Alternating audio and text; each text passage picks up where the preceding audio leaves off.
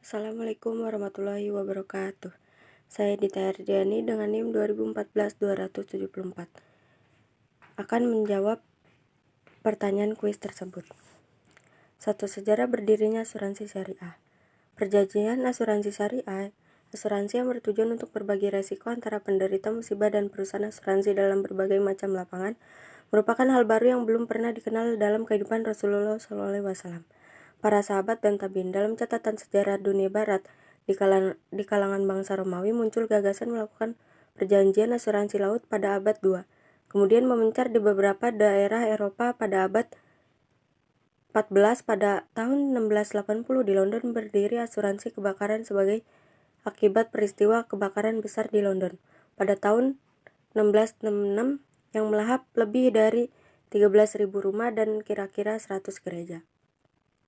Kebutuhan akan kehadiran jasa asuransi yang berdasarkan syariah diawali dengan mulai beroperasinya bank-bank syariat. Hal tersebut sesuai dengan Undang-Undang Nomor 7 Tahun 1992 tentang Perbankan dan Ketentuan Pelaksanaan Bank Syariah.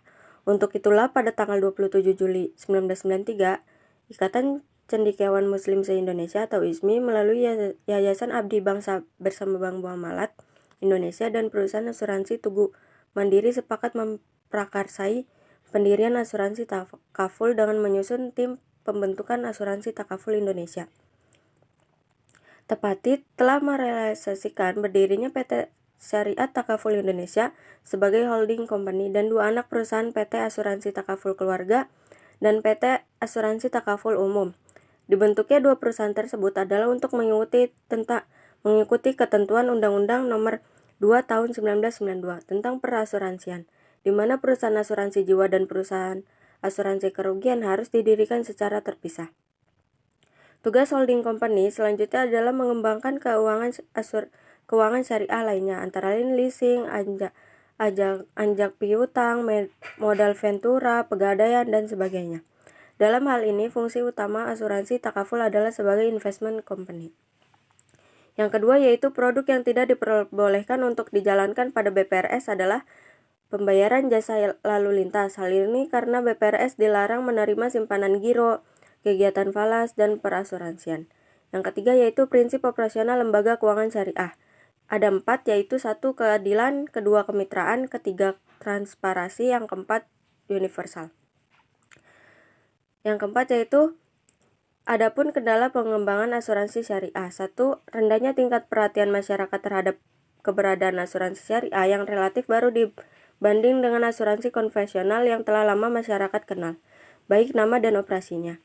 2. Asuransi bukanlah bank yang banyak berpeluang untuk bisa berhubungan dengan masyarakat dalam hal pendanaan atau pembiayaan. 3.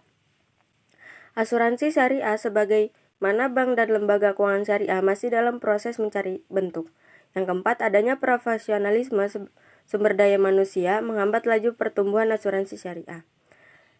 Adapun strategi pengembangan asuransi syariah. 1. Perlu strategi pemasaran yang lebih terfokus kepada upaya untuk memenuhi pemahaman masyarakat tentang asuransi syariah. Yang 2, sebagai lembaga keuangan yang menggunakan sistem syariah, tentunya aspek syiar Islam merupakan bagian dari operasi asuransi tersebut.